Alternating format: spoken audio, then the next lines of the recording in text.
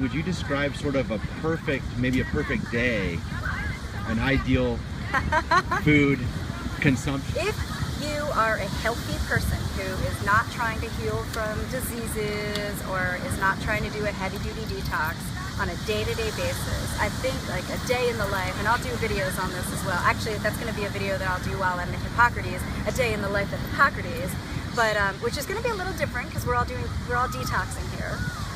But a day in my regular life would be, I for sure would start out in the morning with a shot of wheatgrass on an empty stomach.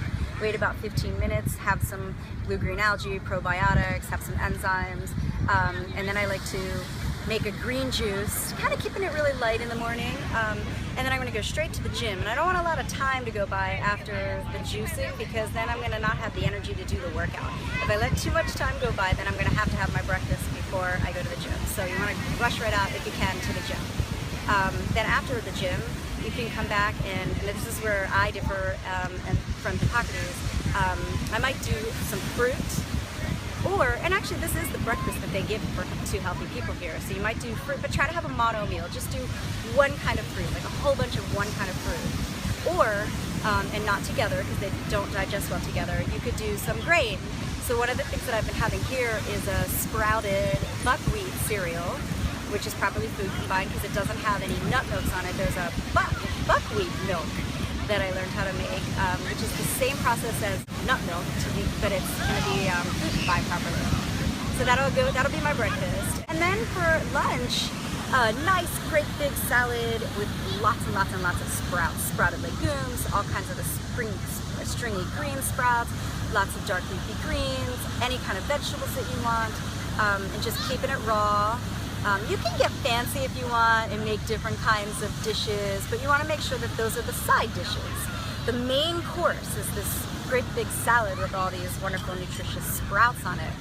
And it's incredible how satisfying it is. There's a lot of fiber in it. You gotta make it big enough. You want to chew too. You really want to make sure that you chew well, like 30 times per mouthful or more, really. The more that you chew, the more nutrients that your body is going to absorb. The more nutrients that your body absorbs, the more satisfied that you are, and the less likely you are to binge out on something else. Also, making sure that you get enough calories is really important.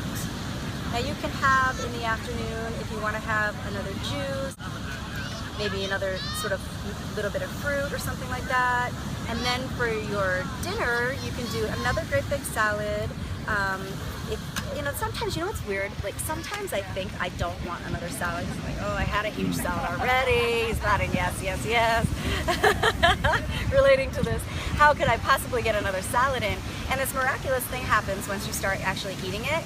You're like, oh, this is what I wanted. Yeah. It's like your mind tells, it's like the little inner child that says, I don't want another salad. I want something else.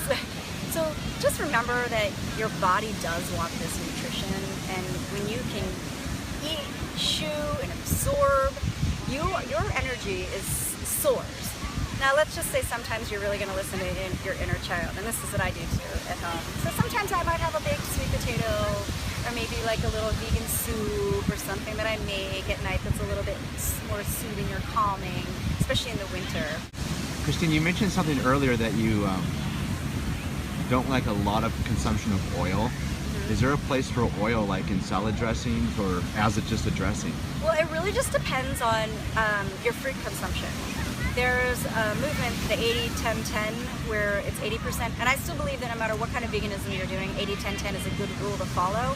It's 80% carbohydrates, and carbohydrates are all the vegetables, the starches in the morning that I was mentioning, like the buckwheat, quinoa, brown rice, things like that, the sweet potato, but all those vegetables and all that fruit, those are all carbohydrates. So when I say carbohydrates, I mean whole food carbohydrates, not like bread or pasta or white rice, things like that. And then 10% would be fat. Now this 10% is based on the total calories of the day. So remember, fat has more than twice the amount of calories per gram that a carbohydrate does. So if you use oil on your salads and you use oil on your food, your salad itself doesn't have that many calories. and the amount of fat that's in the salad is pretty low percentage. But if you put oil on it, oil is 100% fat. So when you measure the ratio out at the end of the day, you're going to be well above 10% if you use oil on your food.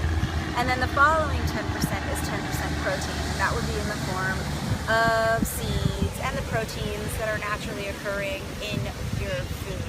So you want to make sure you get maybe some flax seeds or chia or hemp seeds, because they're rich in, again, the omega-3 fatty acids that we mentioned.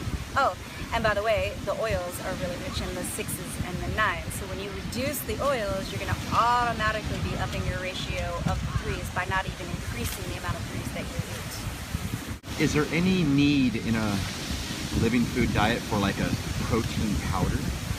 Well, it depends. Okay, first of all, protein powders are very expensive. We know this. If you want to get a very good, high-quality vegan protein powder, a bucket of it's going to be like $70 or something. So it's expensive. You don't need it if you can put in the small amount of time that it takes to just be prepared. You really don't need that stuff. I can see where it can be beneficial in a situation where maybe you're on a vacation and you just don't have access to green juices and wheatgrass and sprouts and all these healthy foods. I sometimes will take some protein powders with me when I do these big long sailing trips in the Caribbean, because sometimes I can't even find fruit when I'm down there, believe it or not, or a salad. So that'll help, because it's a way to supplement when I can't get what I could get at home. But at home on a regular basis, it's really unnecessary. But some people maybe want to have a protein shake like right after a workout. But the thing is, if you have a green juice right after a workout, you're going to get so much protein in it, because really you're after the amino acids. And there are so many amino acids in greens and sprouts, and that's what goes into our green juice.